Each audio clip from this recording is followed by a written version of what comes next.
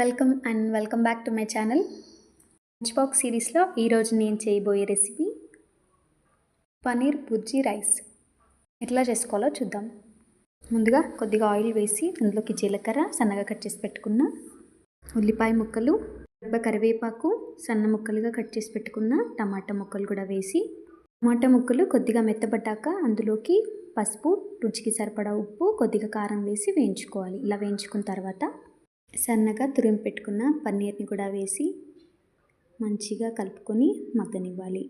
ఇలా మగ్గిపోయిన తర్వాత ముందుగా వండి చల్లార్చి పెట్టుకున్న అన్నంని కూడా వేసి మంచిగా కలుపుకుంటే పన్నీర్ బుర్జీ రైస్ అయితే రెడీ అయిపోయినట్టే.